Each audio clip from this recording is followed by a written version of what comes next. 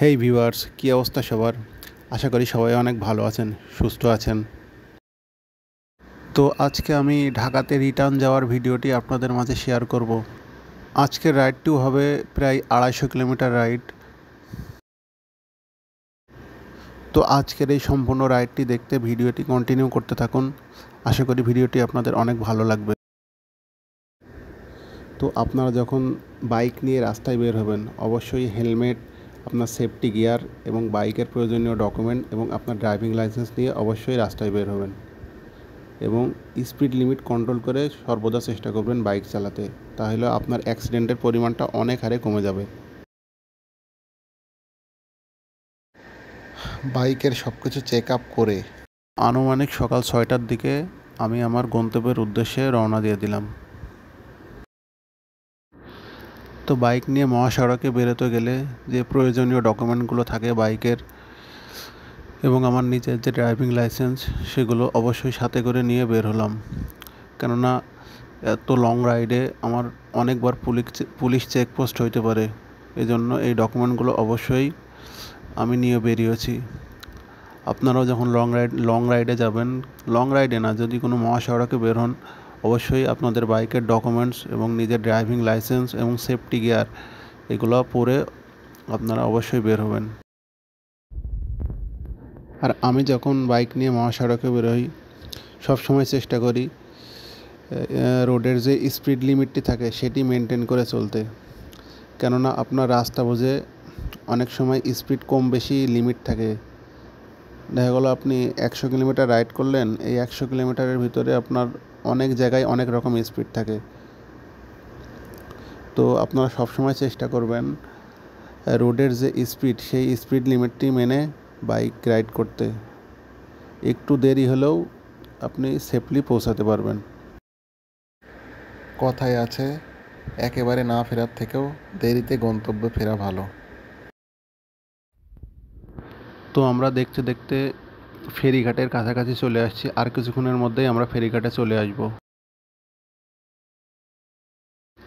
আর আপনারা সবসময় চেষ্টা করবেন ফেরিতে বাইক নিয়ে ওঠার আগে বাইকের যে টিকিটটি, এইটি আপনি আগে থেকেই কেটে রাখবেন। মানে ফেরিতে উঠে কখনো টিকিট কাটবেন না। ফেরিতে উঠে টিকিট কাটলে কি হয়, আপনার এখান থেকে ওরা বেশি টাকা রাখে। তো এই জিনিসটি আপনি মাথায় রাখবেন। আর ফেরিতে ওঠার সময় আপনি আপনার ফেরির যে উঁচু ঢালুগুলো আছে, এইখানে খুব সাবধানে বাইক ওঠাবেন, নাইলে এইখান থেকে আপনি পড়ে যেতে পারেন। তো আজকে আমাদের ফেরিটি পার হতে প্রায় 1 ঘন্টার মতো সময় লাগছে। তার কারণ ফেরিটি ছাড়তে প্রায় 20 থেকে 25 মিনিট মতো লেট করছে। এমনি নর্মালি ফেরি পার হতে আধা ঘন্টা সময় লাগে।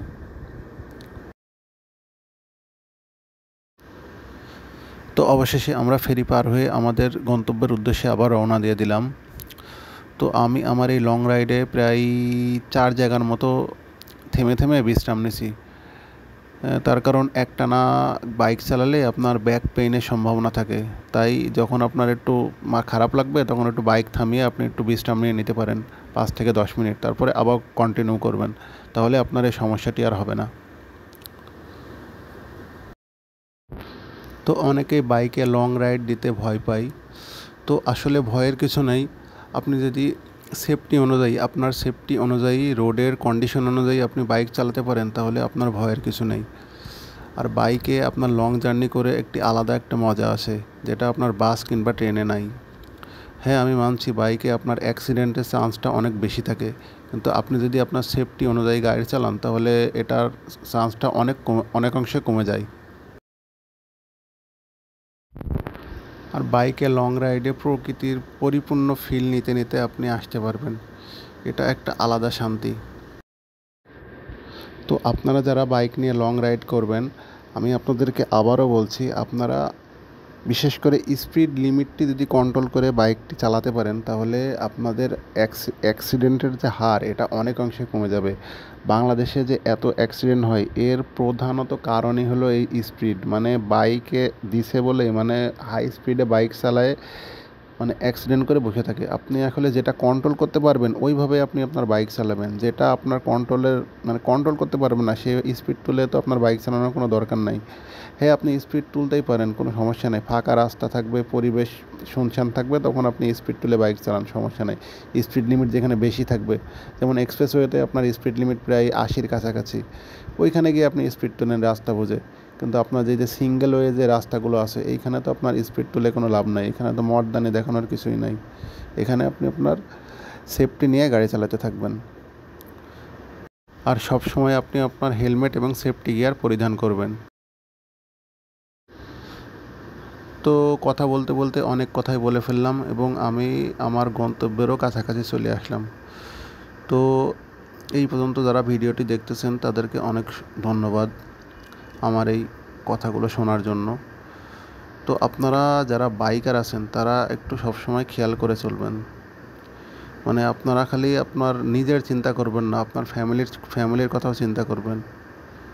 আপনার ফ্যামিলি মেম্বাররা কিন্তু সবসময় আপনার অপেক্ষাতেই বসে থাকে। তো ভিউয়ার্স, আমার রাইডটি মোটামুটি শেষের দিকে, আমি আমার গন্তব্যের খুব কাছাকাছি চলে আসছি।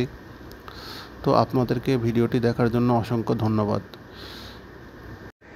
এই রকম আরও ব্লগিং ভিডিও পেতে আমাদের চ্যানেলের সঙ্গেই থাকবেন।